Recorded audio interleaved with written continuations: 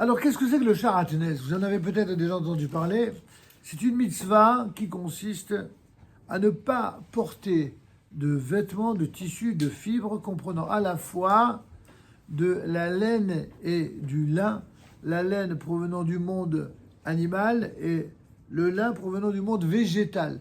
C'est le mélange de deux espèces provenant de deux règnes différents, animal et végétal, qui est interdit, comme il est dit dans le Deutéronome au chapitre 22, verset 11. Tu ne porteras pas d'étoffe mixte, c'est-à-dire sharatnez, laine et lin ensemble. Dans les dernières générations, en raison du développement de la production du coton, puis par la suite des fibres synthétiques, la proportion de fils de laine et de lin dans l'industrie des vêtements a beaucoup baissé. En vérité, on a moins de cas de sharatnez qu'autrefois. Malgré tout, cela représente peut-être 1% de la production. Aussi, le risque de sharatnez est-il malgré tout relativement bas, et il suffit évidemment de regarder souvent l'étiquette du moment qu'il n'est pas fait mention de laine et de lin à la fois. Quand vous avez par exemple un vêtement qui est que de laine ou que de lin ou même de matière synthétique, ou alors de laine et du synthétique, ou de lin et du synthétique, il n'y a pas de problème dans tous ces cas-là. Mais on s'est rendu compte que dans les costumes, notamment les costumes très chers qui sont fabriqués en laine, il est à craindre parfois qu'on y ait mêlé du lin. Ils se sont rendus compte de cela ces derniers temps, de sorte que si le vendeur ne peut assurer de façon crédible qu'il ne se trouve pas de lin, alors il faudra confier le costume à l'examen dans ce qu'on appelle un laboratoire de sharatnez. En Israël, il y en a plein. En France, il n'y en a pas plein, mais il y en a. Il y a toujours, dans toutes les villes, il y a toujours au moins un particulièrement connu. À Paris, il y en a 2 ou 3, peut-être plus, mais en tout cas, personnellement, je ne connais que 2 ou 3, où on peut faire vérifier. Maintenant, vous avez aussi la possibilité, c'est ce que personnellement je fais, c'est qu'en fait, mes costumes, je les fais vérifier avant de les acheter. Ou alors, je les achète en Israël, dans un endroit où tous les costumes sont passés au crible avant même d'être vendus, de sorte que vous avez dans l'étiquette, aux côtés de l'étiquette qui porte la taille, la marque, etc., comment vous devez la laver ou pressing et compagnie, il y a marqué, ça a été badouk pour le sharatnez.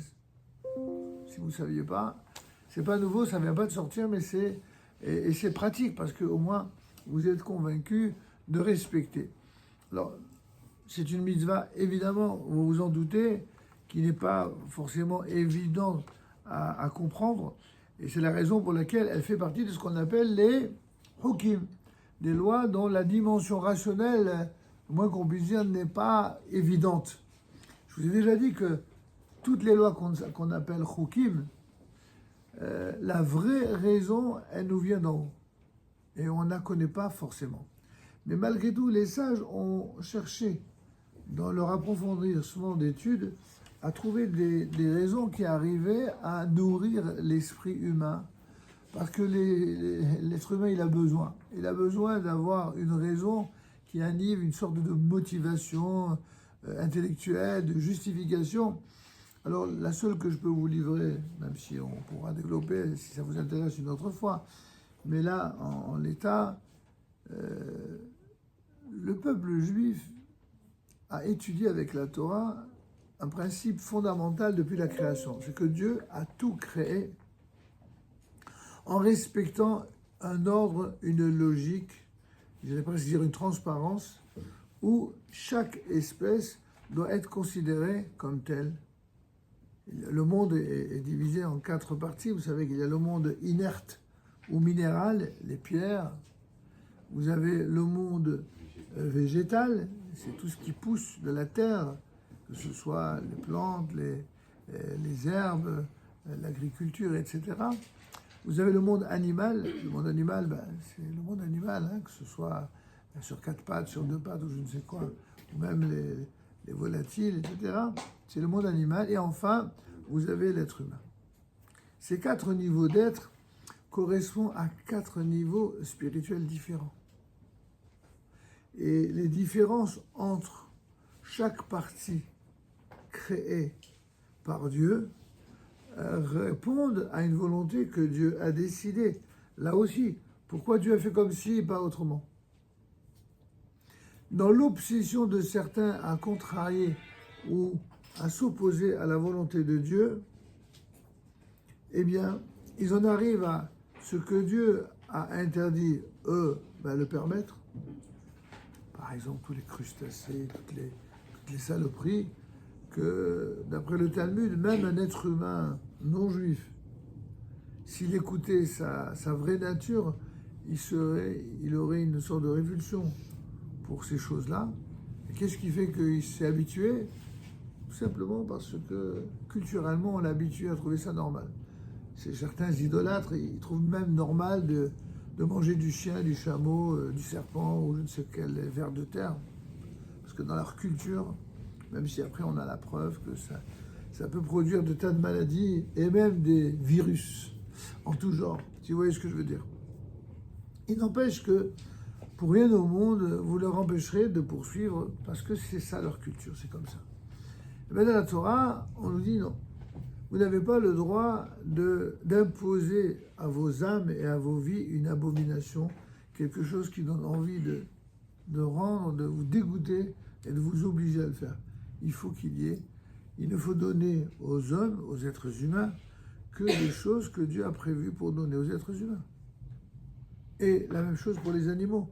Vous vous rappelez de cette maladie dite de la vache folle, vous avez entendu parler, Creuse de Jacob, où là-bas on s'est rendu compte que les vaches en question qui avaient été affectées, au point que leurs intestins et surtout leur cerveau a contracté des virus, des bactéries, des maladies terribles qui ont été transmises à l'homme qui en a mangé, donc atteint par cette maladie. Eh bien, d'où c'est parti? Les gars, pour faire des raccourcis, ils ont transformé de la nourriture pour ces bœufs, qui, vous savez, les bœufs en général sont des ruminants, mais qui ruminent de la végétation. Ce sont des herbivores, les bœufs, ce pas des carnivores. Ils ont remplacé l'herbe qui devait donner aux bœufs par un mélange de farine dont ils avaient dit qu'ils étaient à base d'herbe, mais qu'ils ont mélangé en vérité avec des os d'animaux. Le mélange de ces os d'animaux, même de certaines viandes, on dit certains, avec ce mélange donc en fait de ces deux univers, savoir d'un côté la viande ou les os et de l'autre côté les herbes, eh bien c'est ça qui est à l'origine de la maladie que la vache est devenue ainsi folle. Bon, je vous le dis d'une manière non professionnelle, non scientifique, mais c'est ce qui ressort de ce qui a été dit à l'époque.